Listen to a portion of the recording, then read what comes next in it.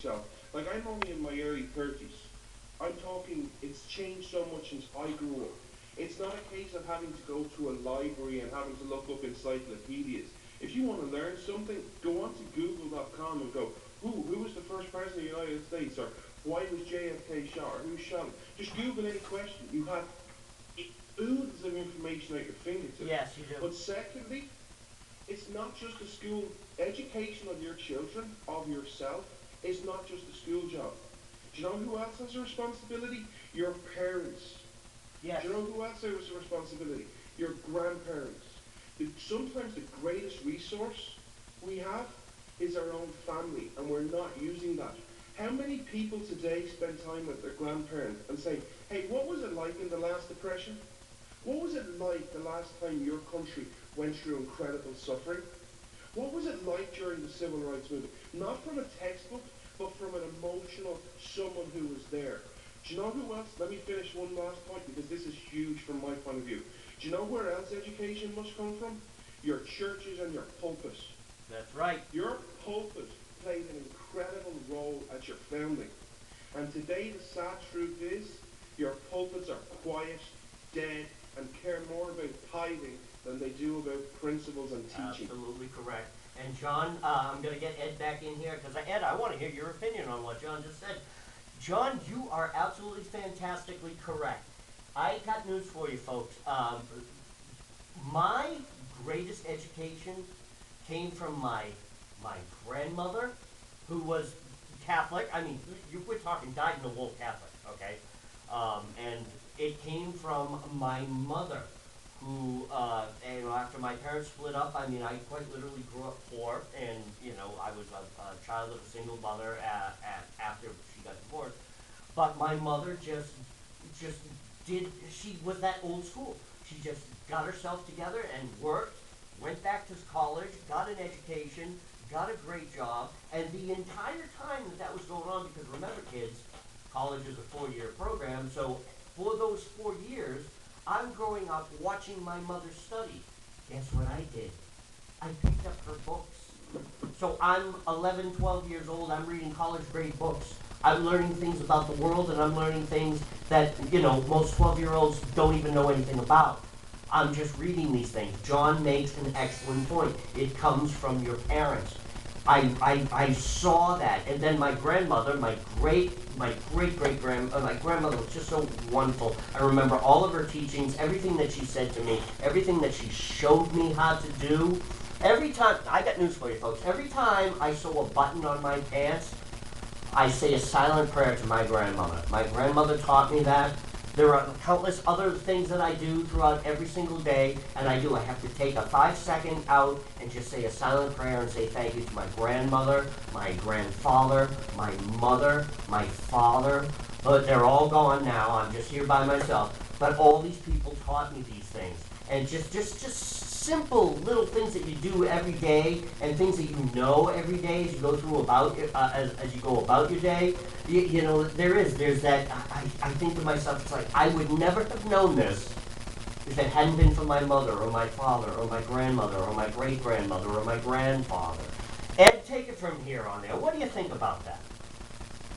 Yeah, I mean, that all makes a lot of sense. The first thing I'm going to say is that I tried that Google.com thing that he was talking about, and I found this, I put in who shot JFK, and it tells me that Lee Harvey Oswald did it, so not real sure that that's accurate. But to his point, though, I mean, there's no doubt that you can, learn a lot on your own. What I've heard is that, as a kid, you don't really stop learning at such a high level until you go to school, because, you are learning so much on your own, and then you get sat in this setup and it's boring or it's not fun or you're learning things that you don't, they're forcing you to learn things that aren't that interesting.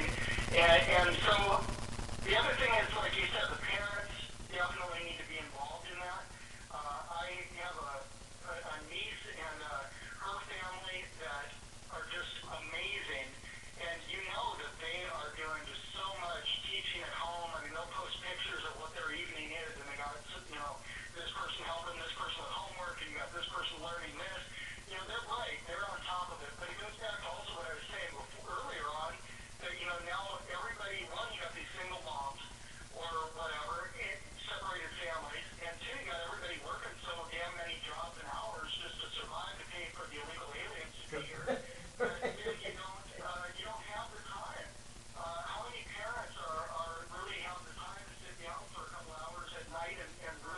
to really work on things.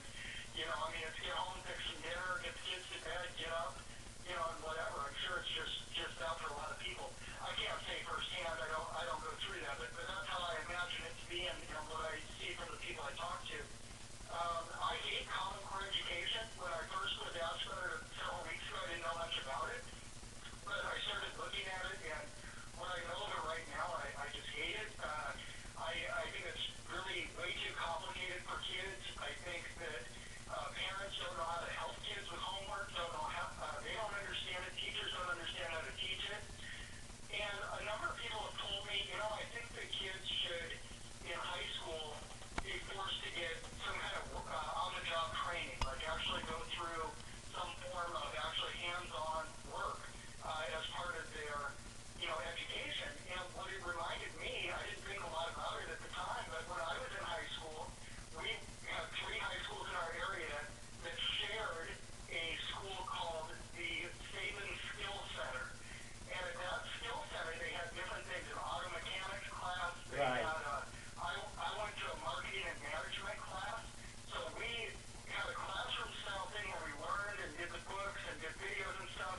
But then we also ran a store where every day the store was open for a 15-minute break or whatever that the kids got, and they could come over and buy their whatever we had, junk food, whatever. Sure. And, you know, it was a real store. So what happened, I took that for 3 years. It's my favorite class I ever had. The first year, you're learning a lot, but you're also working in the store. And then the second year, you're managing, you're supervising the other workers, the first year people. And then the third year, if you go that far, you're ordering product for the store, and you're doing these other things. So I ended up, you know, using those skills. I mean, I always knew I wanted to be an entrepreneur. I knew I was into the marketing thing. And I got those skills from that class to be able to go right into a job right out of high school and do those things. So my point is, they had all kinds of different classes. I'm not sure what they all were, but agriculture and just different things. I think I'm surprised that that's not more common. It sounds like that's like when I tell people. No, it's not. It actually pretty much basically doesn't exist because I know what you're talking about. We had the same kind of thing when I was back in high school, back in Northborough, Massachusetts, from 78 to 82. All of that is gone. No, we did. We had a marketing class, and we had a store, and we learned about shipping, receiving, and ordering, and everything else. Let's get back to John here. John, we were talking earlier about, you know, again, the lack of education here in the United States, and the problem with the education. We have a lot of our teenage population basically just running around in the streets like wild Indians. It's crazy here in the United States. And we were talking about illegals, and we were talking about the amnesty and how a lot of the jobs, the low-paying jobs, and when I say low-paying jobs, what I mean is the jobs that, you know, the 17, 18, 19-year-old kid starts at to get those skills to enter the workforce. They're all consumed now by illegals. And Europe, John, is seeing its own flood.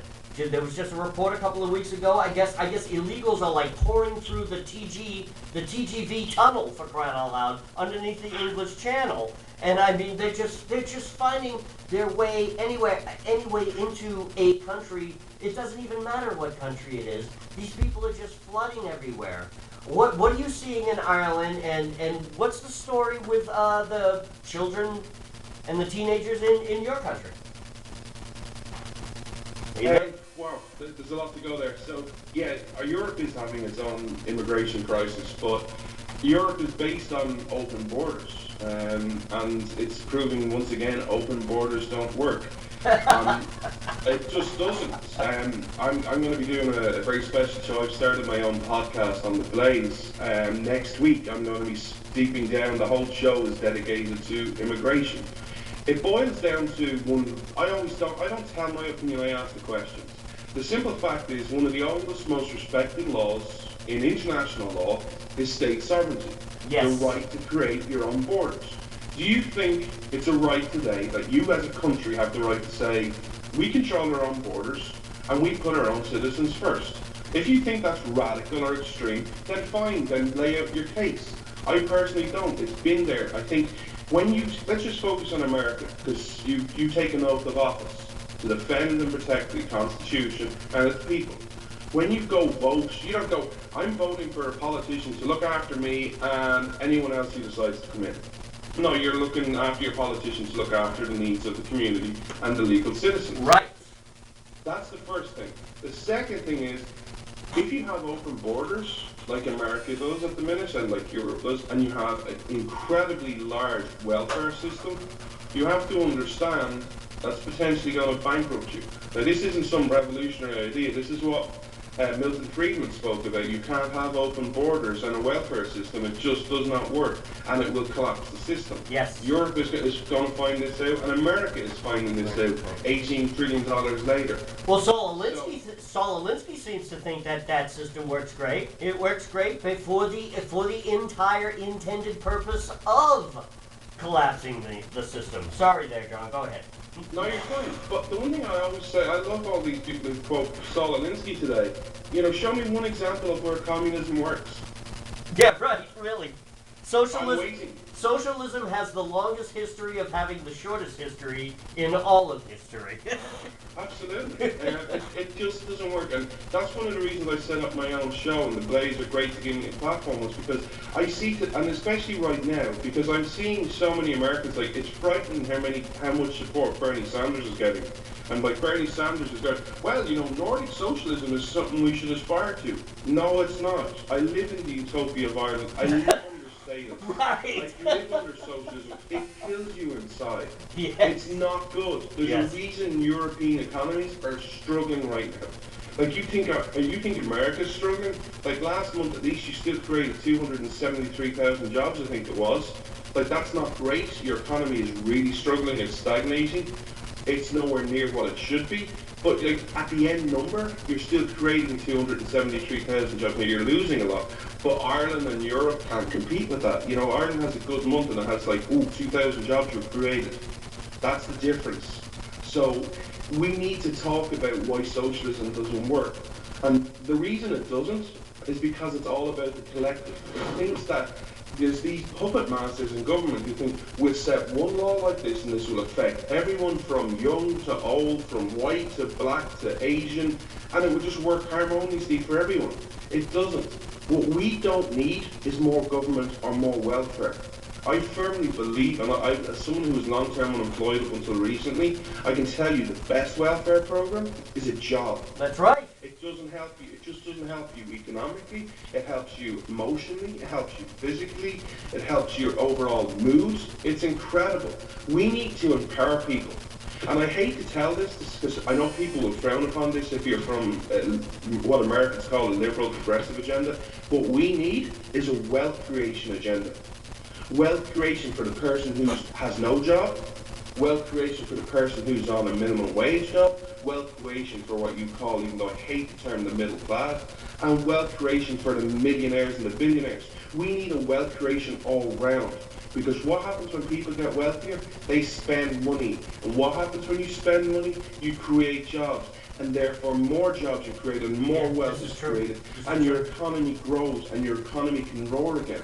There's a reason the 1920s were successful. There's a reason why the Reagan created so many jobs, the Reagan administration. Right. When you let your economy out of the way and you empower people to say, hey, you know what? It's not up to government or me as a president or me as a congressman to help you. We're going to just get out of your way and we're going to empower you to help yourself. And then people get this entrepreneurial spirit. They create jobs, they create products. And look what happens.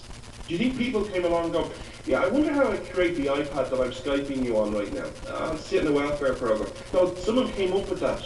Someone came up with the products in it, the camera, the hard drive. I'm not a tech guy, so I'm gonna. I know all the stuff. It's what I call the things that make the things work. Exactly. It just didn't happen. It just didn't come together. And you look at, just look at the iPad that I'm Skyping on it. Look at all the technology. And then it's not just that we get that technology, we make it smaller, we make it faster, we make it better. That just doesn't happen. There's entrepreneurs working their butt off every day, long hours, and getting that reward. And then for someone to come along and say, you didn't build that, or you're too rich, so we need to take more money from you, I find that wrong. I think that's what we need to reward in society. We need to say, wow, you made that screen skinny, or you made that microchip, which was this big, and now it's half the size of it. That's great. That makes technology so much more efficient, more quicker. We need to reward you. Not by giving good bailouts, by the way, or big government grants. No. We need to say, you keep more of what you earn. You spend it the way you want. You want to give to charity? Great. But if you want to go buy a Lamborghini or Ferrari, that's great too. Creates jobs. Yeah, either way it creates jobs. That's right. Are you seeing a renaissance in Europe, especially Ireland, since you're calling from Ireland? Are you seeing a renaissance? Are you seeing a change? Are people waking up and they're actually, seeing that, this welfare state is failing? And like I looked at some of the news reports from Greece, and people were upset that they're supposed to bail themselves out through higher taxes, and then of course through austerity, which means all the government programs are going to get cut.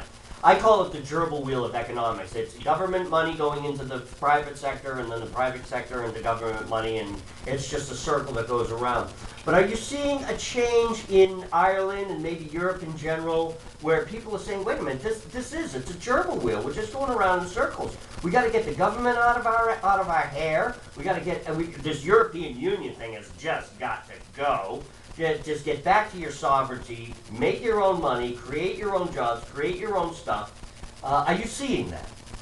No. Short answer. I like that. Now, and you know what? I gotta agree with you. I don't see it either. Go ahead. I'll tell you why, if I may. It's because it's ingrained in society. There are some folk. The UK is probably the largest supporter, and it's not even that popular over there in many circles, of getting out of Europe. But the reason that it isn't is because it's ingrained in society. Because the problem with it is, and again I'll use the American term so you understand what I'm saying. The progressive agenda has one goal. It's to empower government at every opportunity, whether that's local, state, or federal.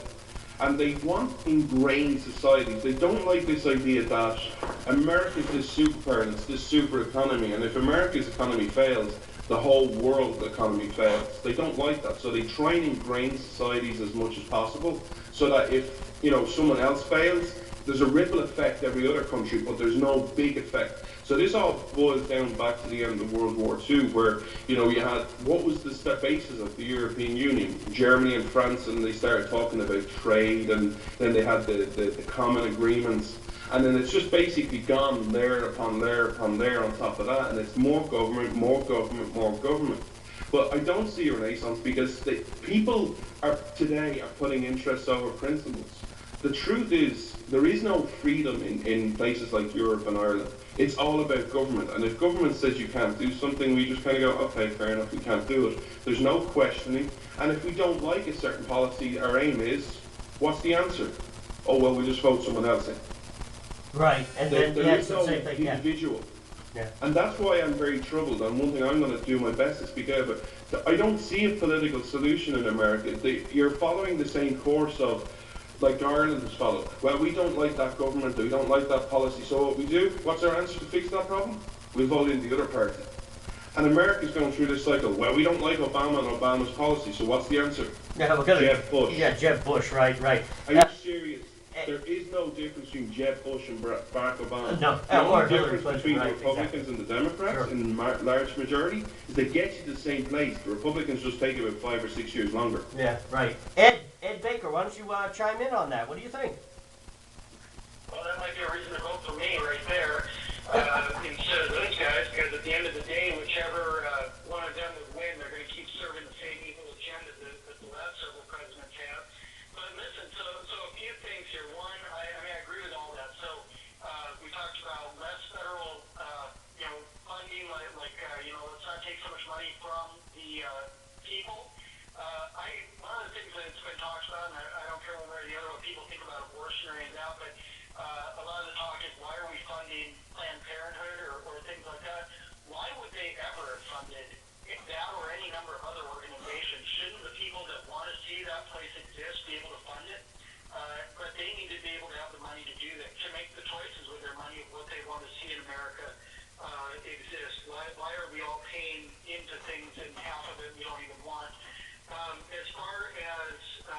jobs, we talked about the illegal immigrants, and that's a passion of mine, but I've heard that there's like 8 million jobs right now being held by illegal immigrants. So I don't buy that Americans won't do hard work and do those jobs. I just don't buy it. And so we need to make those jobs available to Americans. And then the government, I am so big on making people be less reliant on the government and not be satisfied with a welfare check or with this many food stamps or with this and that. People are depressed. People are hopeless. People don't have opportunities and they don't have goals anymore. And so I think our government, what remains, needs to be American people that help American people and help them to set those goals and have opportunities. And again, it goes back to the rules we were talking about, these stupid city ordinances or these government rules that say you can't be an entrepreneur, you can't go do this without a permit, you can't do this without a permit, you can't do this without permission or without paying all this money out. And we need to get out of the way, like your other guest there said, and just let people work. And here's the final thing, this education thing. They don't want kids to have an imagination anymore. They don't want individuality and to let people dream and have a personality. And that's a big thing. If I know as a kid for myself, I was encouraged to have that. And if not, I wouldn't be running for president. I wouldn't have started my own businesses. I wouldn't have had those goals. And so that's a big thing to me is I see these kids get in trouble for having an imagination. They bite a Pop-Tart and say, hey, this kind of looks like a gun, and they get suspended from that. Or they wear a ring to school and they say, oh, this is like the ring from the Lord of the Rings or something. Oh, you're suspended. I mean, it's just I've seen that. Stupidity in these classrooms. Yeah. A 6-year-old. One of the things that started it for me here and it was that I remember, and this was years ago. Probably a lot of people won't remember this, but I remember one day watching television and some 6 or 7-year-old boy was suspended from school. Child services was called in. And they wanted the parents and the children to go through sensitivity training, and they even accused the parents of sexually abusing their child. Why? Because this 6 or 7-year-old boy kissed a girl in his classroom. Remember that? Does anybody remember that case? Does anybody remember that? I remember when that happened, I was like, this is it. This is the start of it. Here we go. We are sliding down that path. And I've seen it gotten worse. It's gotten worse and worse and worse and deeper and deeper and bigger and bigger and faster and faster and faster. Have you ever watched a tub full of water? You have a tub full of water. That's America. Full of water. Nice and warm. You get inside. Oh, it's awesome. It's America. And somebody pulls the plug out. After a few minutes, you think, well, the water's gone down a little, but it's still nice and warm. It's America. It's wonderful. After a little while, more water's gone down, but it's still warm. It's America. You know where we're at, folks? We're at that last few moments. It's swirling. It's swirling down the drain. That's it. And we're sitting here in an empty tub, soaking wet and freezing our asses off. John, take it from here, buddy. So just to address 2 points, I think one big problem America has right now is it is illegal immigration, and there are people skipping the line ahead of people like me who waited over 11 years to get there. Jesus. And that's just the sad truth. And people now think they're noble and they're good folks, and well, they committed a felony, not a crime. That's Jeb Bush yet again, your great Republican hopeful. But you have a bigger problem, I think, and that's assimilation into your culture.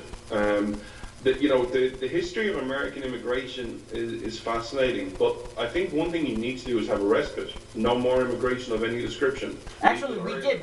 We stopped that sometime in the early 20th century, just after the turn of the century. I think it was post-World War II, and the reason why we did that was so that the immigrants who did come during the turn of the century could assimilate into the fabric of America. Go ahead, John. Amen. Take it from here. Amen. But you need to. But I think it's into your culture now, which I think is very sad, because you're divided Like, I get these people who say to me, and I'm very fortunate to have many great American friends who support me, and they go, John, you know, you're going to make a great Irish American one day. And I'm just going, sorry, what? I don't have a lifelong dream of becoming an Irish American. I'm sorry, and this offends a lot of my Irish family, and I apologise, but it's who I am. You want to become an American? I've never had a dream of becoming an Irish American. I want to become an American citizen. That's it. That's right. And I think the way we break down society, well, you're Irish American, and you're Italian American, and you're Mexican American. Look, the idea is, and if people, I'm not saying destroy your heritage so you can't look back and like let's just focus on my culture because I can speak about it. I'm not saying you can't look back in Ireland fondly, but if you want to immigrate to another country, you know, there's an old saying, when in Rome, do as the Romans do. That's right. You know, there's a reason for that saying as well, by the way. But, you know, if you want to dream of becoming an American like I do, you dream to become an American, to become a citizen, to embrace your culture. Yes, you can look back in Ireland, you can celebrate St. Patrick's Day and remember like the Irish breakfast. Absolutely, you can remember the pint of Guinness and you can go visit. But the dream is not to become another subculture of another country.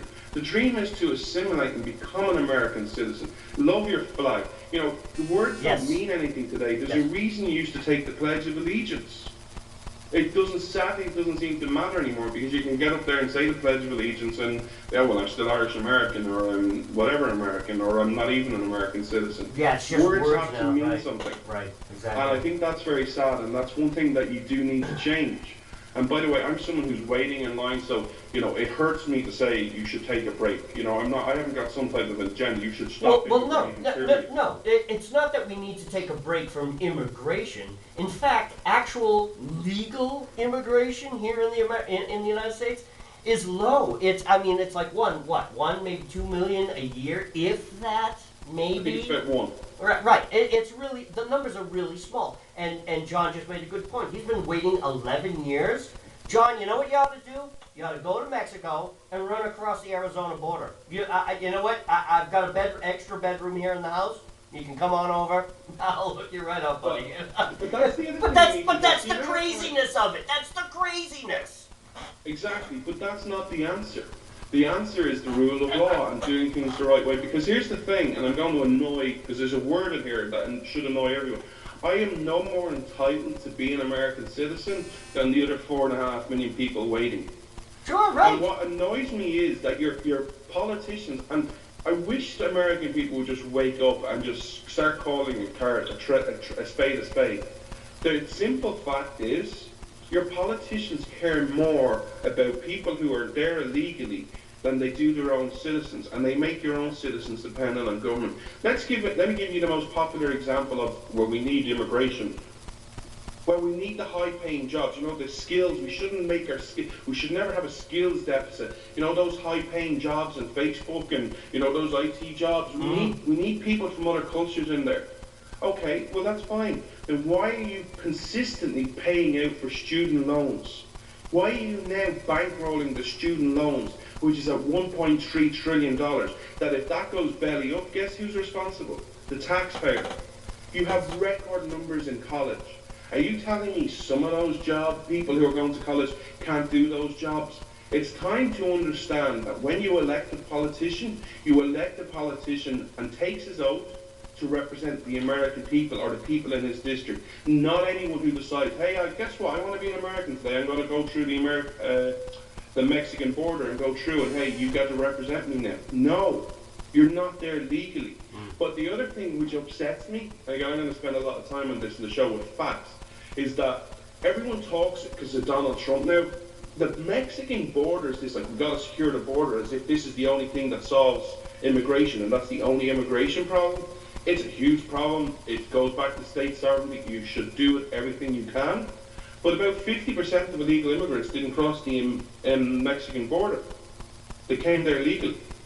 They came there on student visas or work visas for a year. That's now, right. Guess what? That's right. Guess what? They didn't leave. That's right.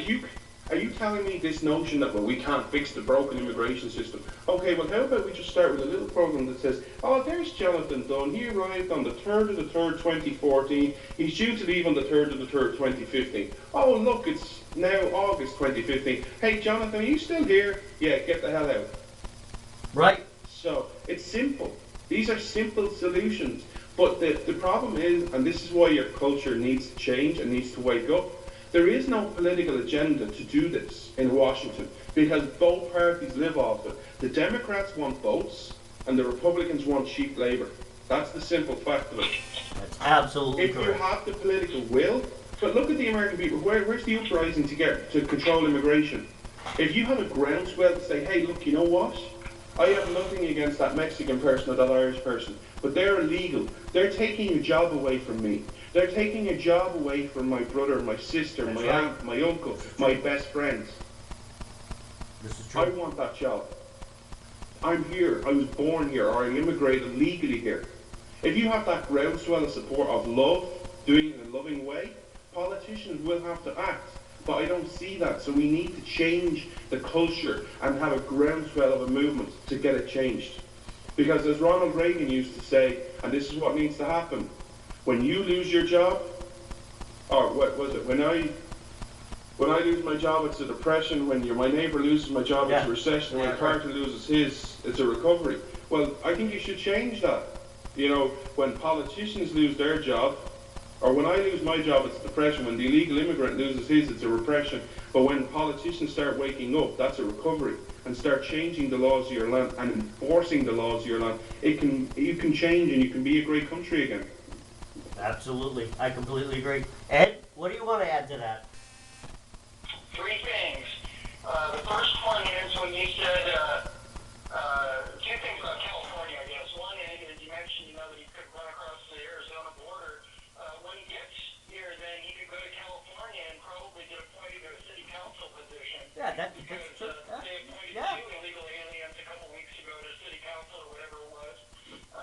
Then the other thing was your bathtub. When all that water was going out, it made me think of the California drought, and as well as Oregon where I live.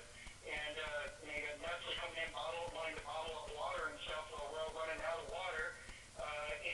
So it made me think of that too, which is another major problem. But you brought up the people that overstay a work visa or whatever they call that. And I knew a lady that was a friend of mine for a while. After she went back home to Hungary, I later found out that she had been an illegal alien here or whatever. She had gotten here on a 6-month visa, and then she overstayed it for 14 years. And, I knew her for all that time. She worked, she did, I'm sure she had jobs where she got paid. I'm not exactly even sure. Maybe most of it was under the table. I have no idea. But she was here living. She had 3 kids. And then she took them all back to Hungary. So those 3 kids have dual citizenship now. And that goes back to the illegal aliens that come over. You were saying it a long time ago now when you were saying about, having at times, what do we do about the people that are here? So they talk about separating families. And I get into a little bit of heat when I say this, but if there was a guy that committed murder 15 years ago, and 15 years later the law catches up with him and says, you committed this crime, he would have to explain to his kids, hey, I made a mistake 15 years ago. I did something illegal, and now I'm being punished. And even if they meant well, they broke the law, and then they compounded it by having 3 more kids. Absolutely correct. Right. And they didn't I think. have a major problem. Right. This will sound over the top for, this is probably crossing the line that I even want to go to, but No, you're on my show, Ed. Ed, listen, you're on my show, so you have absolute permission to go right ahead. Anyway, they could easily better now plug your ears this time, but I was at the store yesterday on Monday at a store which just happens to have a very high population of Hispanic shoppers. And I can't tell you how many pregnant women there were there. And young pregnant women carrying around with 2, 3 other kids.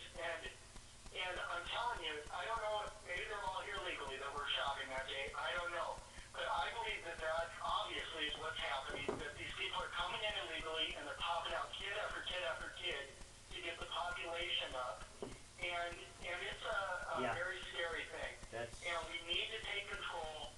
We need to deport those that are here illegally. And I agree about this visa thing. These people that overstayed their visa, they need out of here. I said to that friend of mine, I said, hey, I would consider you a friend, and if I had the choice, and I knew you were here legally, I'd turn you in. And that's a fact. I mean, because it's not not right, and it's for completely them to illegal. do that. I don't Right. care who you are. Right. Maybe you could be my best friend, but that's crap. Okay, let's. I was born in America. My parents were born in America to parents who were born in America. Right. I have a social security card and a birth certificate. I pay taxes on my work. I am an American citizen. Right, and I can trace my lineage back. I hope my Irish friend Jonathan doesn't reach through the computer and punch me in the head. I mean, my parents are British. They're British, and that's where I can trace my heritage back. My father was French Canadian, and I can trace it back. All of them came here legally. There is actual paperwork and documentation, and I am a first-generation American here. But I want to switch gears here. Let's move on here. We're coming up to the top of the hour. We got about 10 minutes left here before the top of the hour. Then, guys, I got to let you go. I got to switch on to some other things here. But I want to talk about quickly the Islamification of the entire goddamn world. I mean, John's calling from Ireland. You're seeing it in Great Britain. You're seeing it in France, all over Europe, and we're seeing it here in the United States. But I want John to give me his insight on what he's seeing over there in Ireland and across the channel there over at England. The Islamification of the UK, John. Go ahead. It's a huge problem. It's incredible. But I'd like to, if I can just... You go right ahead, buddy. Go ahead. Just to take it in a slightly different direction. It's a huge problem, but the bigger problem for me, I'm changing my mindset. I'm sick and tired of trying to talk about problems. I'm trying to focus on solutions and where we can act.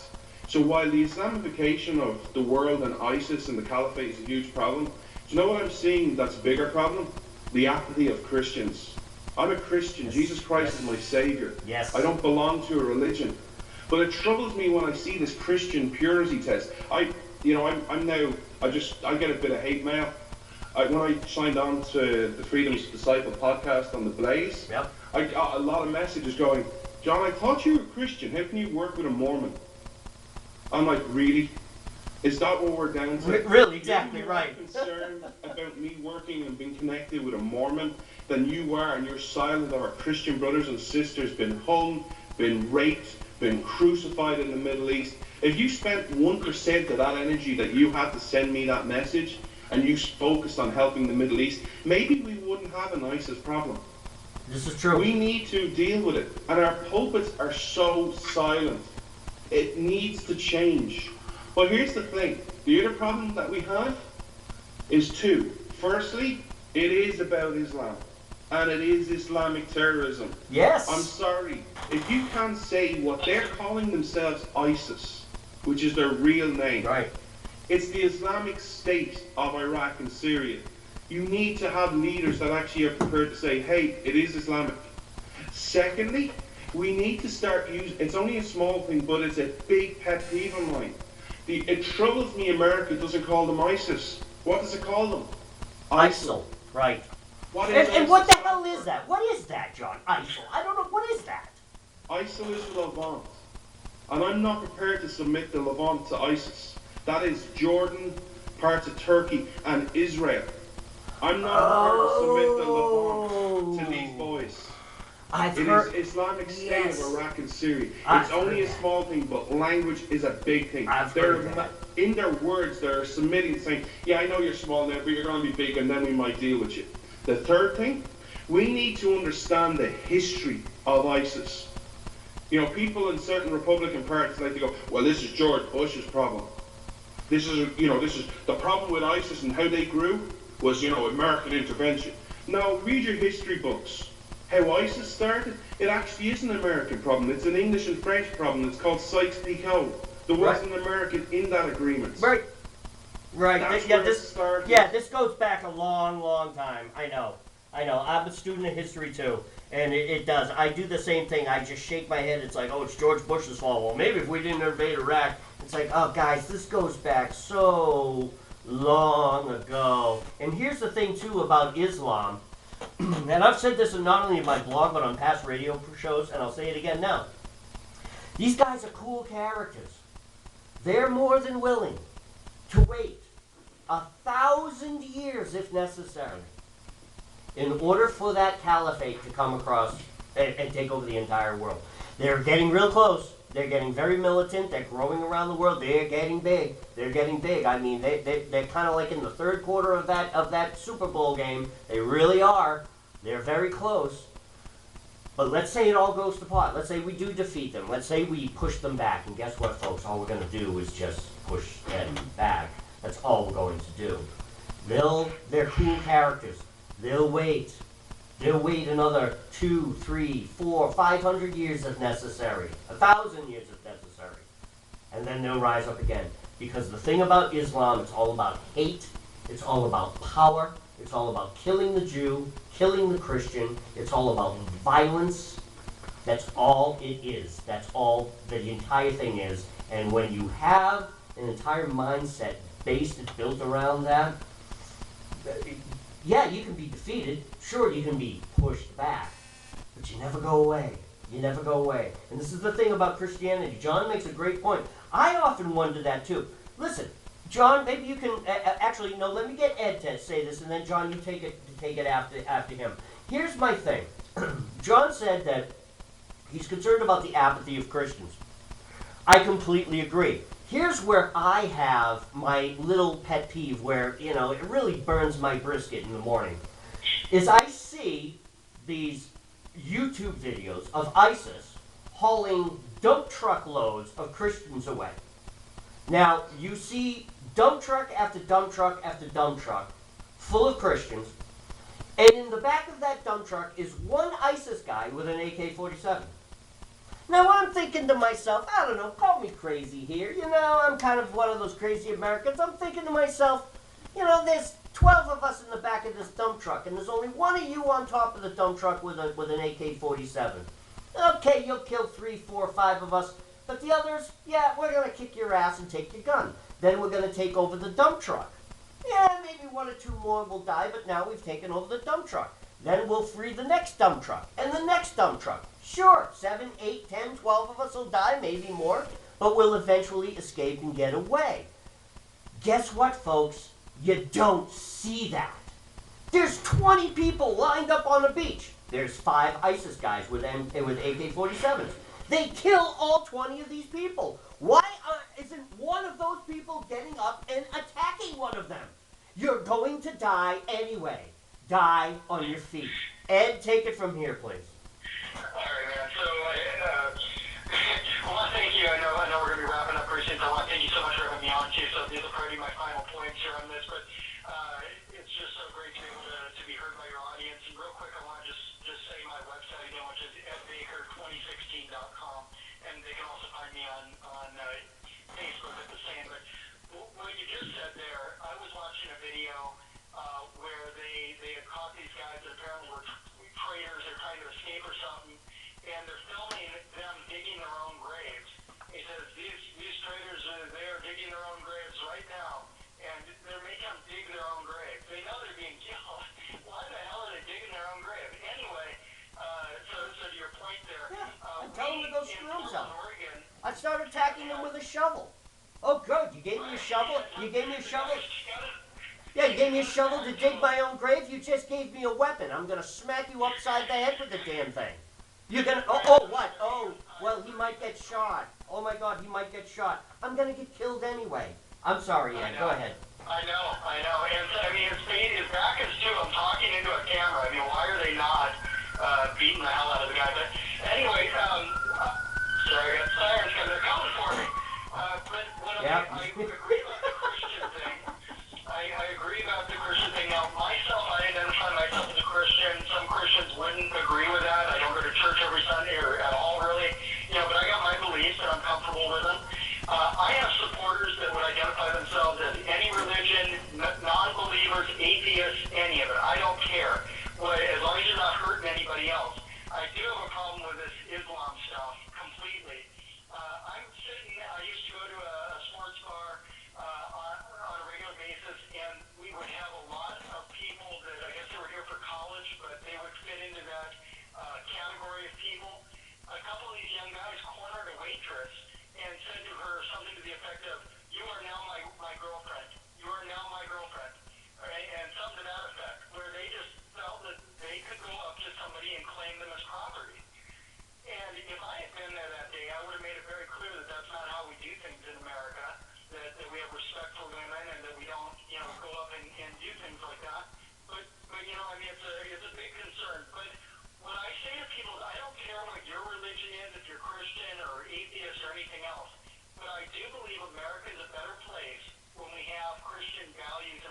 Yes.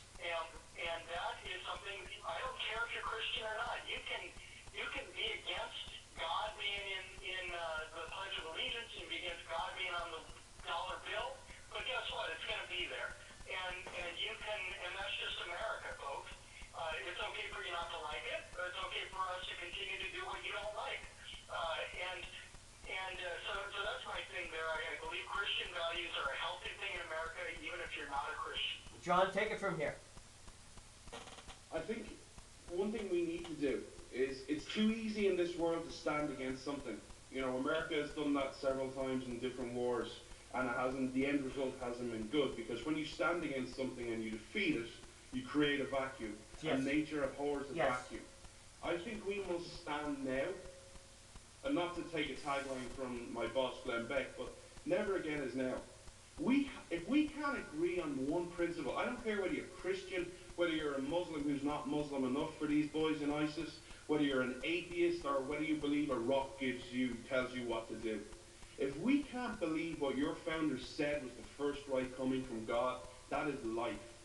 If we can't all sit around going that all life matters, we're lost as a society. Because we can argue about social policies and whether socialism is good, or communism, or capitalism, or cronyism. We can have that debate. But guess what? If we don't have a fundamental respect for that life, all the other debates are irrelevant. We need to stand. And we need to not shame people. We need to encourage and inspire, to educate people. Because here's the truth. The truth is out there. I'm a God person.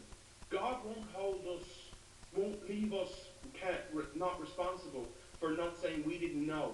In World War II, there were people who died and went up to heaven and went, God, I'm sorry, I didn't know what Hitler was doing. I didn't know about the concentration camps. Please forgive me.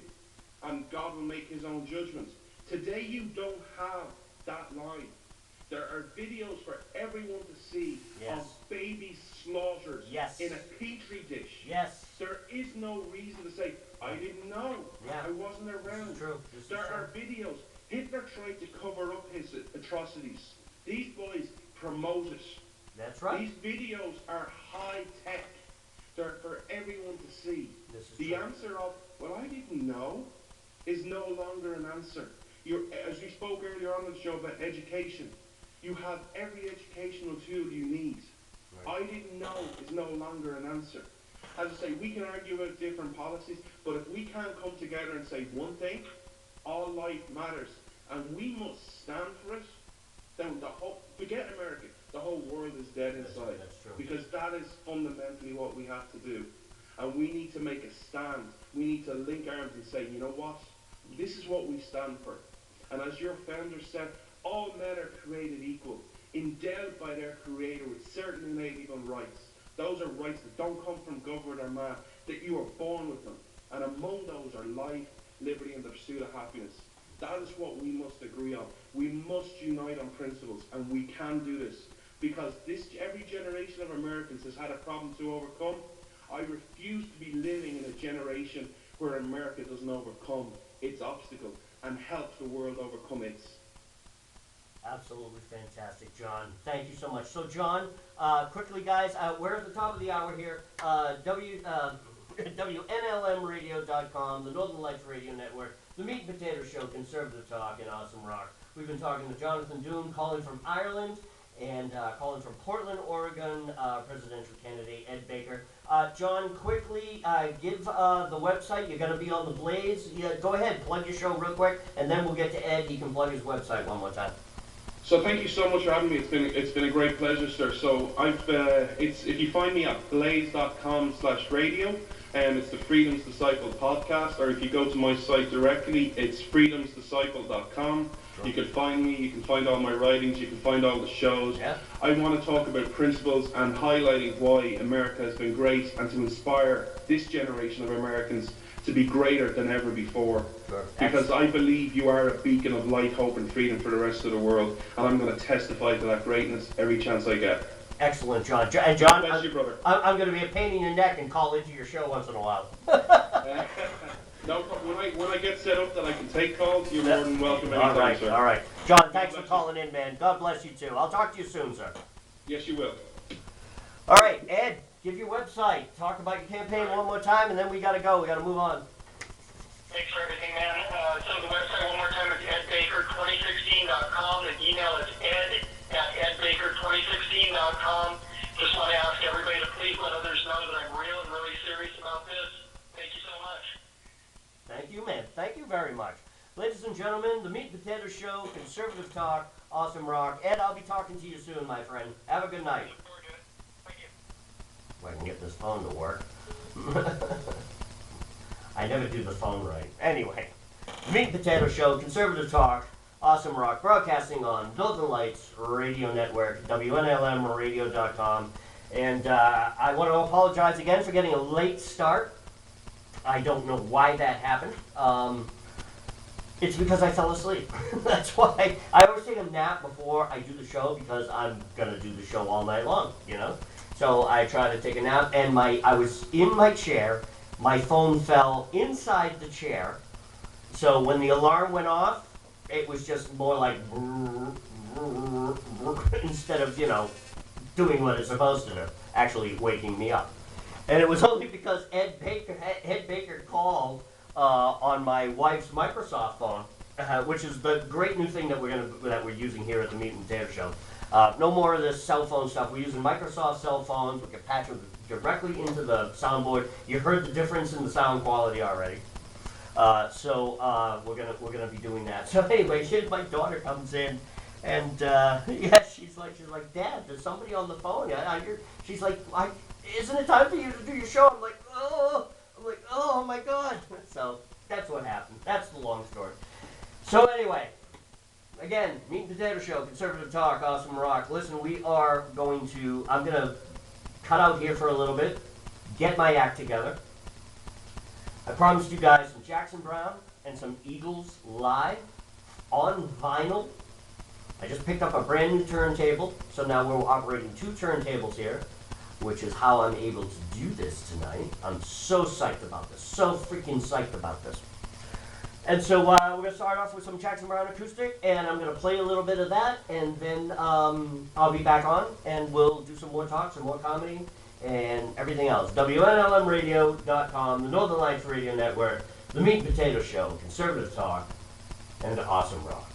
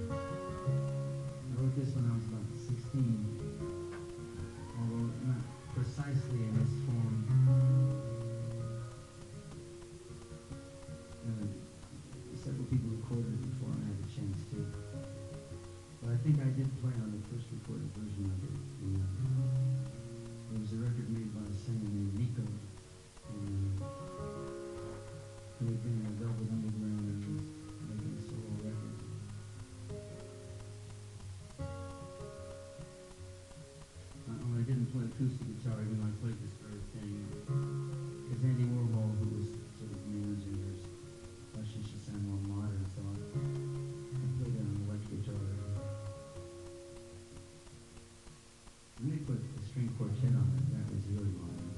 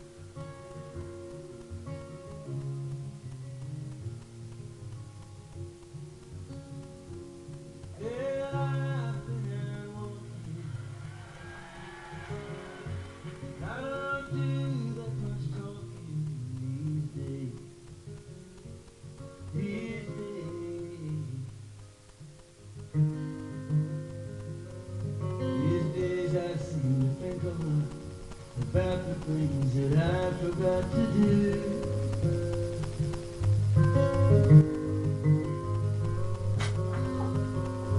And all the times I had the chance to.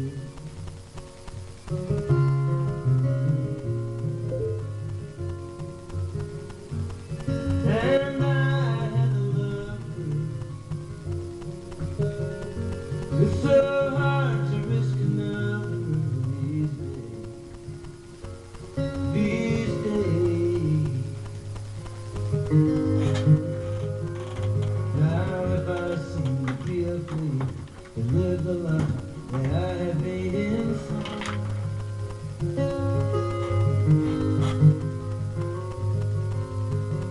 But it's just that I've been losing so long.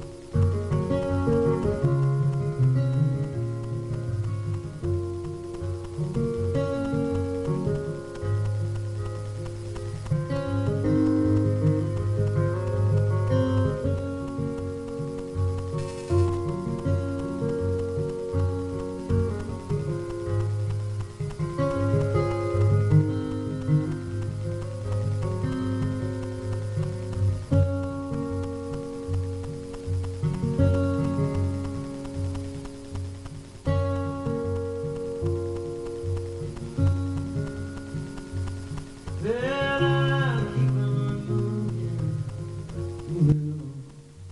Things are bound to be improving these days. One of these days. These days I sit on the cornerstone and count the time in quarter tones to 10.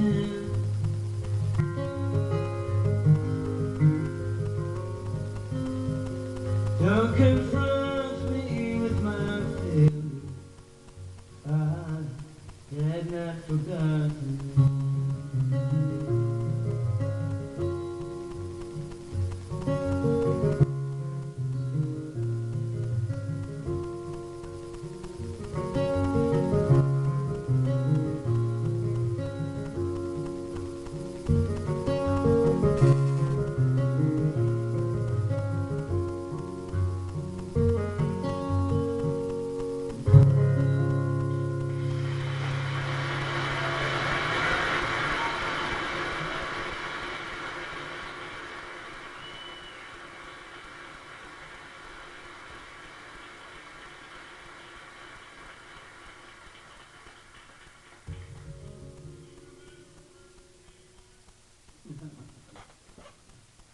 See, that's the way it is now. They don't ask you if you'll do it. They just ask you if you can remember it.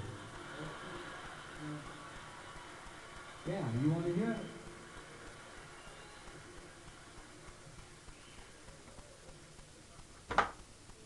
The truth is, it's really the truth. I don't know if I can remember it, but we'll find out.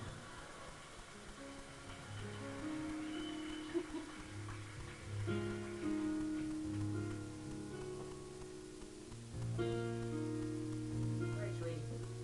Wanna come in?